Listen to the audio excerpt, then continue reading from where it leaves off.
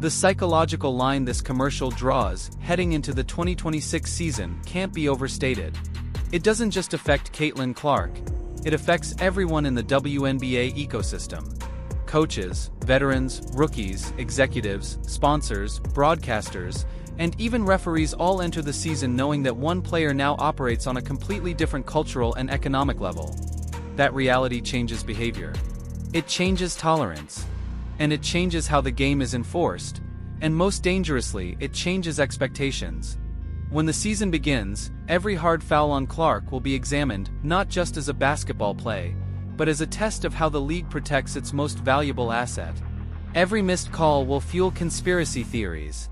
Every confrontation will explode on social media within seconds. The commissioner knows the margin for error is gone. The From Anywhere commercial didn't just raise Clark's profile. It raised the stakes of every possession she's involved in. And when stakes rise faster than infrastructure, chaos follows. This is where the league's traditional approach to conflict resolution becomes a weakness. The WNBA has long relied on internal discipline, quiet conversations, and trust in shared values. But shared values only work when power is balanced. That balance is now broken. The league now faces a reality where one player can generate more media attention in 30 seconds than entire franchises generate in a month. That kind of imbalance can't last without structural change. Behind closed doors, owners are asking questions they've never asked before. Why does the league capture so little of the upside? Why are teams left carrying most of the risk? Why is the league exposed to reputational damage without sharing in the reward? These aren't emotional questions. These are business questions, and business questions lead to power struggles. The irony is that Commissioner Engelbert is, in many ways, a victim of her own success. She helped grow the league to a point where stars like Caitlin Clark has power or labor pressure to manage it smoothly. What makes this moment especially volatile? She has global sponsors. She has a fan base that follows her, not a league logo. That reality changes the basic relationship between player and league. This is why comparisons to LeBron James fall short. LeBron needed the NBA to become who he became. Caitlin Clark does not. Her rise was digital, cultural, and driven by algorithms. She didn't inherit power, she built it in public.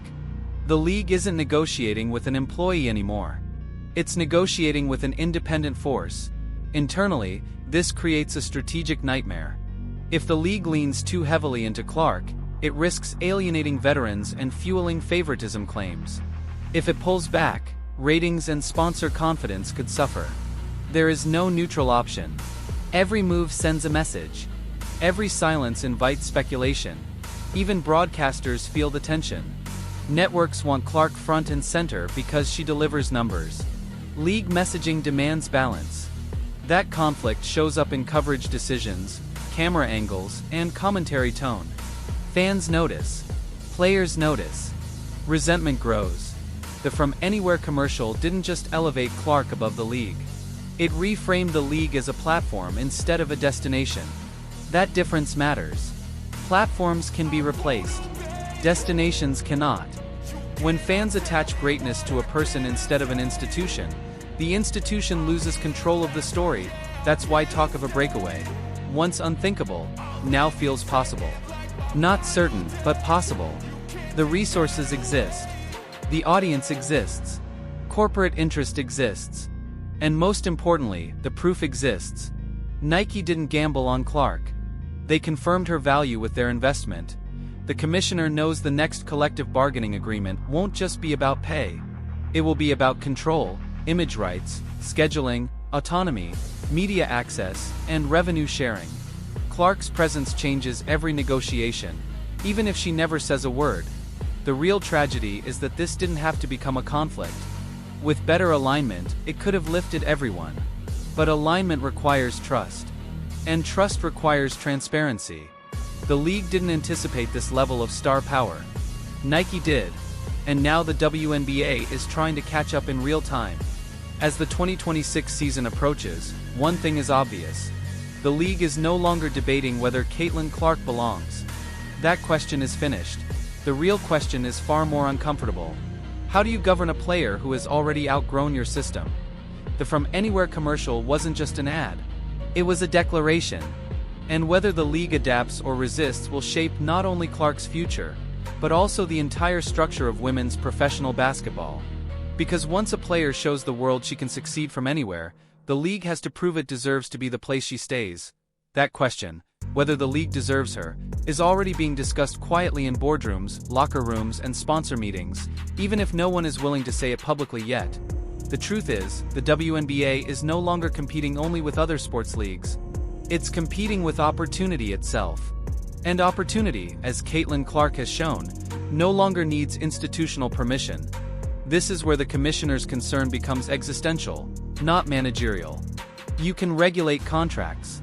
You can issue fines. You can control schedules. But you cannot regulate relevance. You cannot manufacture cultural momentum. And you cannot stop a movement without consequences that reach far beyond the court.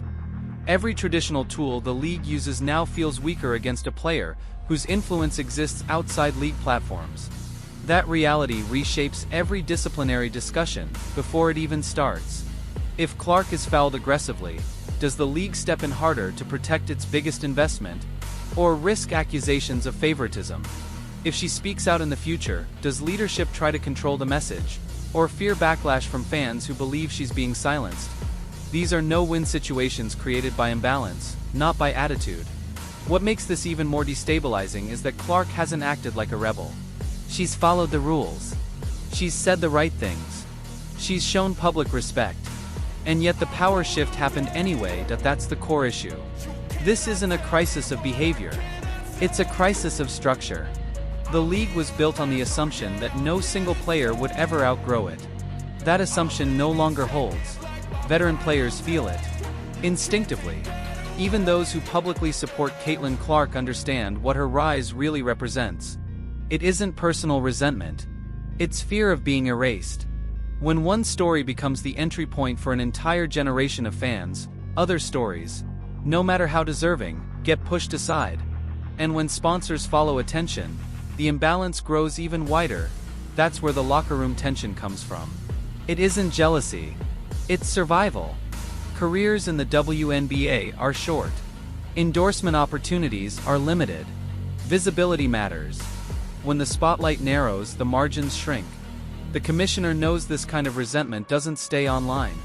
It hardens into on-court aggression, quiet resistance, and fractured unity. And that's the irony. The league has always presented itself as values-driven, inclusive, and player-first. Moments like this test whether those values are flexible or fragile. Inclusivity is easier when resources are scarce and shared equally. It becomes far more difficult when opportunity concentrates around one player. What happens next will define the league's next decade. If leadership treats this as a threat to control, the backlash will be fast and severe. Fans won't accept the idea that the league is holding back its most compelling figure. Sponsors won't fund conflict. Media partners won't amplify tension without payoff. But if leadership treats this moment as a catalyst instead of a crisis, something else becomes possible. New revenue models, smarter marketing, and an honest recognition that stars don't weaken leagues. They reveal weaknesses that already exist. Caitlin Clark didn't create inequality. She exposed it.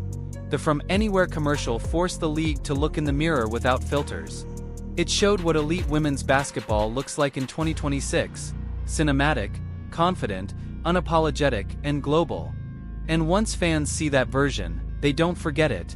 You can't put it back in the bottle. That's why the commissioner's response matters so much. Not because of ego, but because leadership sets precedent.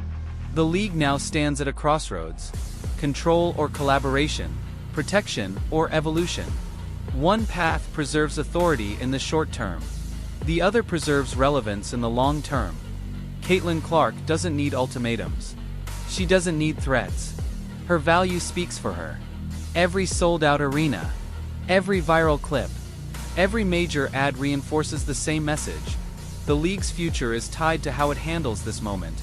And moments like this don't wait. They don't slow down for comfort. They force decisions before institutions feel ready. The question is no longer whether the WNBA can contain Caitlin Clark. That fight is already over. The real question is whether the league can grow fast enough to stand beside her, rather than behind her.